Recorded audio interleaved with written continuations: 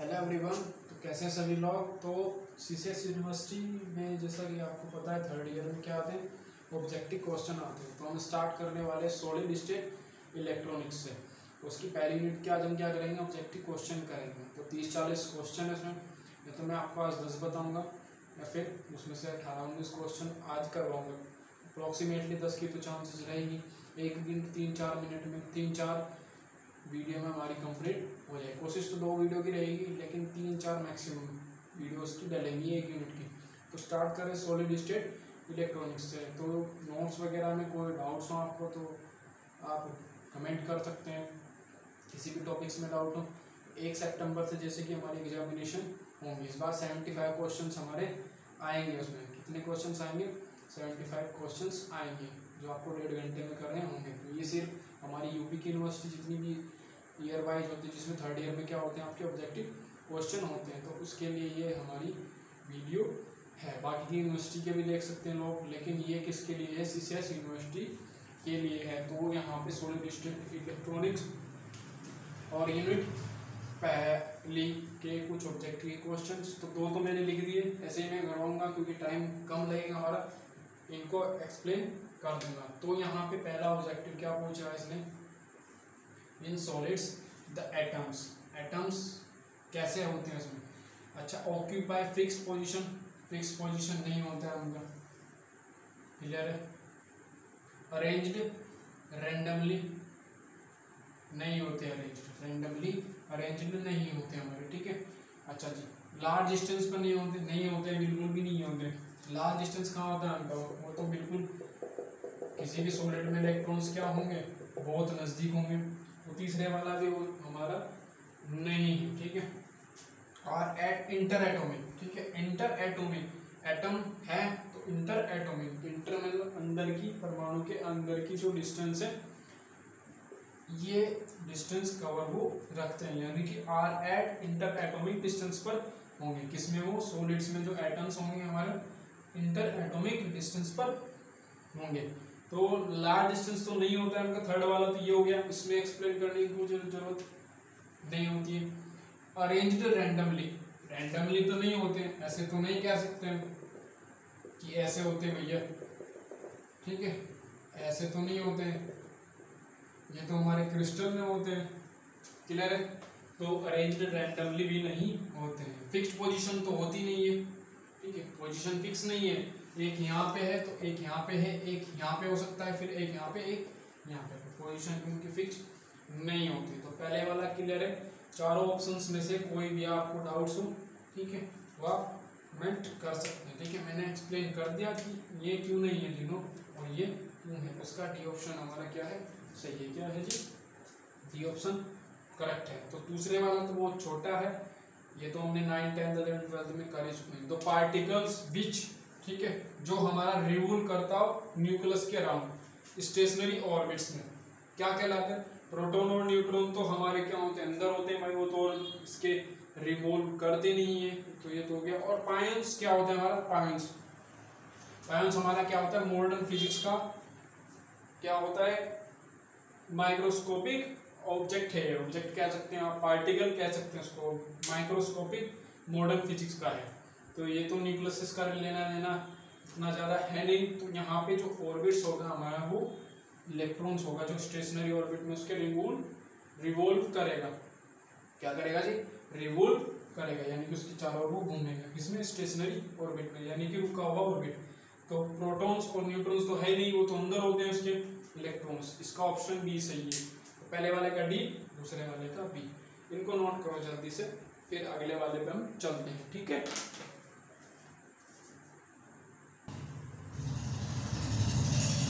चलिए तीसरे का पर चलते हैं, तीसरा देखते हैं।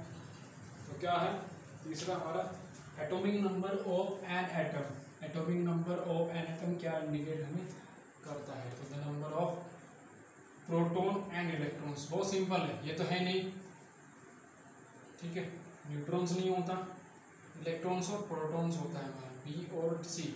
लेकिन इसमें ई ऑप्शन भी दिया हुआ है, तो बोथ बी एंड सी। तो ये वाला सही है भैया, इसको ज़्यादा एक्सप्लेन नहीं करूँगा मैं, सभी लोग ऐसे ना जानते हैं। पहले वाले, the electrons in the atoms of an ठीक है, which determine its electrical property. Electrical property जो होगी उसकी, उसको हम उस इलेक्ट्रॉन को हम क्या कहेंगे। ये इलेक्ट्रॉन तो हमारा वो हो गया, जैसे जर्मेनियम के पास हमारा क्या होता है 32 होता है, तो इसको बनाएंगे 2 8 10 हो गए, और ये 18 और 4, ठीक है। तो ये 4 जो आउटर मोस्ट ऑर्बिट में होंगे ये वैलेंस इलेक्ट्रॉन होंगे, और इनको हम क्या कहेंगे इलेक्ट्रॉन्स। तो टोटली इलेक्ट्रॉन्स को इलेक्ट्रिकल प्रॉपर्टी डिफाइन नहीं करेगा उसका। चलिए जी, ये वाला रॉन्ग हो गया। रिवोल्व इलेक्ट्रॉन जो चारों ओर घूम रहा है वो भी नहीं करेगा, ठीक है।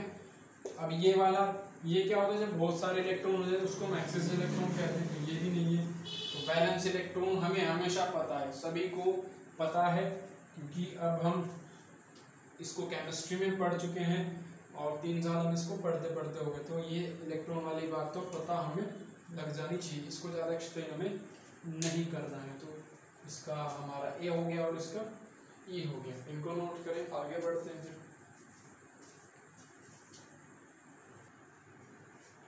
चलिए जी, 5वां देखते हैं। ये तो फॉरबिडन जो गैप होता है हमारा वो किसके बीच में होता है भैया, कहाँ लाइज करता है, वैलेंस बैंड होता है पहले, उसके बाद होता है हमारा कंडक्शन बैंड, बीच में होता है, ठीक है। तो बिलो द वैलेंस बैंड सही बात है, होता है। अबव द कंडक्शन बैंड ये भी सही बात है, अबव होता है, कैन नॉट सही है तो गलत है। अब between valence band and conduction band, तो ये वाला हमारा लाई करेगा यहाँ पे, ठीक है। तो ये लाइज कहाँ पे करता है, ये भी दोनों बात सही है, ठीक है। अगर ये ना होता तो इन दोनों को हम देख सकते थे, तो ये दोनों इस कंडीशन में क्या हो गए, रॉन्ग हो गए। तो इसका सी है, between valence band and conduction band के बीच में ही होता है। The mobility of electrons is large in comparison to holes because they, electrons की मोबिलिटी लार्ज होती है किसके, बिकॉज होल्स के, मतलब होल से ये लार्ज क्यों होती है इलेक्ट्रॉन की मोबिलिटी, ठीक है। तो नन ऑफ द अबव तो cancel out. Have negative charge, negative charge होता है इस पे, लेकिन ये हमारा होल्स से छोटा ही होता है हमेशा, तो डी वाला भी कैंसिल। तो हमें चेक करना है, सभी को पता है भाई ये क्या होता है, छोटा होता है, हायर नहीं होता है होल से इलेक्ट्रॉन से, याद रखेंगे, सबको पता है, क्योंकि इलेक्ट्रॉन से हमारे क्या बनते हैं, होल्स बनते हैं। सी हैव निगेटिव चार्ज, ये भी सोच सकते हैं, लेकिन ये क्या है हमारा छोटा होता है किससे, होल से, इसी के कारण इसकी मोबिलिटी हमारी छोटी होती है, सॉरी लार्ज होती है, किसकी, इलेक्ट्रॉन्स की। तो मोबिलिटी हमारी पहले तो पढ़ेंगे क्या होती है, किसी को नहीं पता तो कमेंट करेंगे, मैं मोबिलिटी की वीडियो आपको दे दूंगा। वैसे ये सिंपल है हमारा, क्योंकि हमने इसको 12th में किया है और अब के भी पढ़ लिया, तो थोड़ा बहुत इसको फर्स्ट ईयर में हमने डिस्कस किया है सीसीएस यूनिवर्सिटी के अंदर। तो सी वाला भी रॉन्ग, तो इसका आंसर सही है हमारा ए, इसका ए हो गया, इसका सी हो गया, याद रखिए। इन पी टाइप सेमीकंडक्टर, इसको तो बहुत बार पढ़ा हुआ है। इलेक्ट्रॉन्स मेजॉरिटी कैरियर्स होते हैं, नहीं होते, इसमें तो इलेक्ट्रॉन माइनॉरिटी चार्ज कैरियर होते हैं। नन ऑफ द अबव भी कैंसिल है। होल्स आर द, ये होते हैं पी टाइप सेमीकंडक्टर में होल्स क्या होते हैं, मेजॉरिटी चार्ज कैरियर होते हैं, ये भी सही है, लेकिन ये हमारा क्या हो गया, होल्स पे ही डिपेंड करेगा। तो पी टाइप पे होल्स हमारे क्या होते हैं, मेजॉरिटी चार्ज कैरियर। अगर बी और सी बोथ होता हमारे यहाँ पे ऑप्शन 1, तो बी और सी पे लगाते हैं, लेकिन होल्स मेजॉरिटी, जो मेजॉरिटी है हमें उसे पहले देना पड़ेगी भाई, प्राथमिकता उसी को देनी पड़ेगी। तो होल्स सभी जानते हैं इसमें मेजॉरिटी चार्ज कैरियर होता है, माइनॉरिटी को हम कोई प्राथमिकता नहीं देंगे। बात तो ये भी सही है, लेकिन प्राथमिकता किसको दी जाएगी, मेजॉरिटी वाले को, ठीक है। अगर ऑप्शन हमारे यहाँ पे ई आ जाए, बोथ बी एंड सी, तो हमारा आंसर ये सही होगा, ठीक है, उस कंडीशन में, ठीक है। बोथ बी एंड सी वाला आ जाए तो आपका ये होगा, दोनों ही बात सही है, लेकिन प्राथमिकता हम मेजॉरिटी वाले को देंगे। करिए इनको भैया, पॉज करके नोट करें, फिर और करते हैं 2-3। चलिए जी, आगे बढ़ते हैं।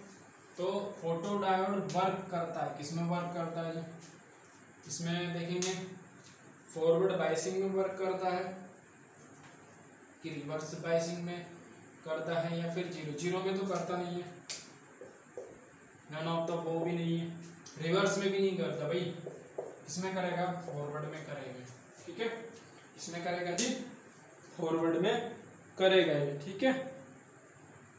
चलिए, जो फॉरवर्ड बाइसिंग होती है हमारी पीएन जंक्शन की, मेक्स, ठीक है, मेक्स 2 बार लिखा गया है। The junction resistance, junction PN junction है हमारा और फॉरवर्ड बाइसिंग हो रही है, करंट लगातार बह रही है, तो रेजिस्टेंस करंट के क्या होता है, अपोजिट होता है। तो हाई तो नहीं होगा, कैंसिल होना भी तो वो भी नहीं, इनफाइनाइट भी नहीं होगा, कितना होगा, लो होगा। भाई पीएन जंक्शन है और बाइसिंग हमारी क्या है, फॉरवर्ड है, तो उस कंडीशन में पोटेंशियल हमारा प्लस से प्लस की ओर ही चल रहा है, तो उस कंडीशन में करंट तो हमारी ज्यादा बहेगी, तो रेजिस्टेंस तो वही होगा। तो बिल्कुल सिंपल था, ये तो बहुत सिंपल है। सिलिकॉन का पोटेंशियल बैरियर की हाइट कितनी होती है, 1.1 से 0.7 वोल्ट होती है, तो ये भी नहीं है क्योंकि 0.3 नहीं, 0.6 भी नहीं, ये आंसर सही है A. Which one of diode is used for detecting light signal, light signal detecting करने के लिए कौन सा डायोड हमारा यूज्ड इसमें से होगा। अच्छा जी, एलईडी किसके काम आता है, कैमरा, आपका फ्लैश जलाते हो ना ऐसे फोटो खींचते हो, तो कैमरे में यूज होता है आपका, ठीक है, एलईडी, और आपका फ्लैशिंग लाइट में और आपका ट्रैफिक लाइट में यूज होता है। तो एलईडी तो डिटेक्टिंग लाइट सिग्नल नहीं करेगा, डिटेक्टिंग का मतलब सबने पता है, ढूंढ लियो, नहीं पता है तो पूछ लेंगे। अच्छा जी, जेनर डायोड, पोटेंशियल को रेगुलेटिंग करने के लिए जेनर डायोड का यूज होता है, पोटेंशियल को रेगुलेटर करने के लिए जेनर डायोड यूज होता है हमारा, तो ये भी नहीं है। ट्यूनल डायोड, ट्यूनल डायोड हमारा यूज होता है, स्विच का काम करता है किसमें, एम्पलीफायर में, ठीक है, ट्रांजिस्टर एम्पलीफायर में, और आपका इसमें बताओ पावर इन्वर्टर में। ट्यूनल डायोड हमारा वहाँ पे करता है स्विच का काम, तो ये स्विच का काम हो गया, तो डिटेक्टिंग कौन करेगा, ये करेगा फोटो डायोड, ठीक है। तो ये हमारे 11 हो गए भैया, और 15-20 डालेंगे इस यूनिट के, तो आपका ये बिल्कुल यूनिट कंप्लीट हो जाएगा। तब तक इसको देखते रहो, शेयर कर दो, कमेंट कर दो, कोई डाउट हो तो।